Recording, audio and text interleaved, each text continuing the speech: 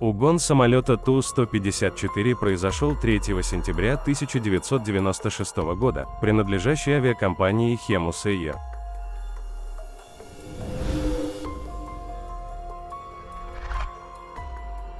Инцидент произошел на пути из международного аэропорта Бейрута в Ливане в аэропорт Варны в Болгарии. Угонщик, палестинец Хазям Салах Абдаллах, перебежчик из Народного фронта освобождения Палестины. Самолет Ту-154 принадлежал авиакомпании Hemus Air в аренде с обслуживанием, выполняемой компанией Balkan Bulgaria Airlines. На нем было 150 пассажиров и 8 членов экипажа. 22-летний Абдулла зарегистрировался на рейс в Бейруте без зарегистрированного багажа. Это вызвало подозрение у службы безопасности аэропорта, которая спросила, почему он путешествует чартером без багажа, но он ответил, что всегда путешествовал налегке. Попутчики описали его как робкого и нервного, и что он не сказал ни единого слова, находясь на борту. Угонщик спокойно дошел до туалета, где собрал факсимильную бомбу, состоящую из цилиндрической коробки от шоколада, серебряной фольги, черной ленты, выключателя и небольших кусочков проволоки. В 15 часов 15 минут угонщик подошел к передней части самолета и ворвался в кабину, ложно заявив, что у него в левом кармане взрывчатка, и потребовав, чтобы самолет продолжил путь из Варны в Осло. Самолет приземлился в 14 часов 32 минуты в аэропорту Варны, и после того, как угонщик пригрозил взорвать бомбу, он обменял пассажиров на топливо. Самолет вылетел из Варны с экипажем и угонщиком в 18 часов 2 минуты, приземлился в аэропорту Осло-Гардермун в 20 часов 4 минуты и был направлен в изолированную зону, к северу от аэропорта. Полицейскую операцию возглавил начальник полиции полицейского округа Америки Асбьорн Гран в присутствии 3 представителей посольства Болгарии. Переговоры с полицейским переговорщиком были прямыми. Абдулла требовал, чтобы ему предоставили адвоката и убежище. Пока самолет прикрывал тактический отряд полиции «Дельта», в 20 часов 47 минут угонщик покинул самолет с поднятыми руками. Позже полиция обнаружила устройство, похожее на бомбу, но в нем не было взрывчатки. Впоследствии Ян Шатвет был назначен защитником угонщика. Он также работал защитой при 2 предыдущих угонах самолетов с 1993 года. Его отвезли в полицейский участок в Лилестрюме, где его допросили. Гран заявил, что странно-то, что болгарские власти разрешили самолету проследовать в Норвегию вместо того, чтобы решить вопрос в Болгарии, ведь это все время был болгарский самолет и экипаж.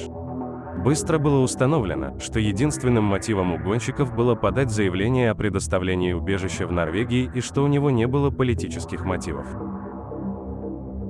Абдулла заявил, что его насильно завербовали в ливанскую партизанскую группу и что выход из группы повлечет за собой смертельную охоту на него. Он обнаружил, что ливанцы могут получить визу в Болгарию, но не хотят там селиться из-за преступности и мафии в стране. Он выбрал Норвегию из-за ее участия в мирных переговорах между израильтянами и палестинцами. Первоначально ему дали 8 недель содержания под стражей. Это был 4-й угон с участием Норвегии, 3-й за 3 года и 2-й, когда иностранный самолет был направлен в Норвегию для подачи заявления о предоставлении убежища. В результате рейса 3100 Аэрофлота 1993 года 3 иранских угонщиков были экстрадированы из Норвегии. Норвежская ассоциация пилотов авиакомпаний заявила, что Норвегия стала пунктом назначения для угонщиков самолетов номер 1 в Европе и потребовала от властей изменить свою политику в отношении угонщиков. В частности, они хотели, чтобы Норвегия ввела ту же политику, что и Швеция, где угонщиков отправляли обратно в страну происхождения первым возможным рейсом. Ответственный за безопасность Киел Эрик Хейбек назвал возможность получения угонщика убежища безумной.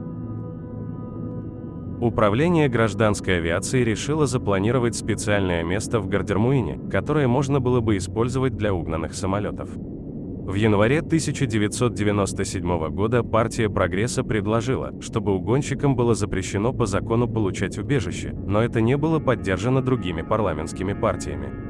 Из-за накопленного в Норвегии опыта угонов самолетов в сентябре 1997 года в аэропорту Сандефьорд в Торпе были проведены общескандинавские учения. Абдаллу доставили под наблюдение в больницу Дикимарк, но назначенные судом психиатры не пришли к выводу, что на момент угона он был невменяемым. Судебное дело было рассмотрено окружным судом Эйцволла и началось 16 сентября. Максимальное наказание за угон самолета в Норвегии составляло 21 год, но адвокат заявил, что его клиент невменяем и потребовал его оправдания. Болгарские власти не были заинтересованы в расследовании этого дела. За судебным разбирательством не следили представители Болгарии, и 4 члена экипажа, вызванные в качестве свидетелей, не встретились. Обвиняемые прибыли в суд в нижнем белье, купальных туфлях и короне. Хотя он и признал, что угнал самолет, но отрицал уголовную ответственность, поскольку находился под влиянием злых сил. Свое заявление он сделал на арабском языке с помощью переводчика. Он заявил, что его насильно завербовали в Народный фронт освобождения Палестины, где ему промыли мозги. Затем он увидел смерть одного из своих друзей, после чего услышал голоса. И Бог, и дьявол говорили с ним, и какое-то время он спал на кладбищах, где слышал крики мертвецов. Перед отъездом он выпил 4 бутылки пива и 8 раз подвергался обыску в аэропорту. Суд признал Абдуллу виновным, не нашел смягчающих обстоятельств и приговорил его к 4 годам тюремного заключения. Суд отметил, что угон был хорошо подготовленным и хитрым, и что угонщик сохранил контроль над самолетом в стрессовой ситуации. 28 апреля 1999 года города Министерство юстиции приняло решение вернуть его в Ливан, но это оказалось невозможным 12 июля, только тогда, когда он будет освобожден из тюрьмы. Поэтому он содержался под стражей до тех пор, пока его не вышлют. В августе его вернули в Ливан в сопровождении полицейских. В терминале международного аэропорта Вены он попытался бежать, но был быстро задержан норвежской и австрийской полицией. Из-за этого авиакомпания отказалась взять его на рейс, и пришлось зафрахтовать отдельный самолет. По прибытии туда он был немедленно задержан ливанской полицией. В декабре 1997 года Абдулла заявил, что он составил план дезертирства и что он действовал по приказу Народного фронта освобождения Палестины, чтобы разбить самолет в Осло в знак протеста против соглашений Осло и процветающего мирного процесса. Он заявил, что отказался от этого плана, потому что он не был террористом.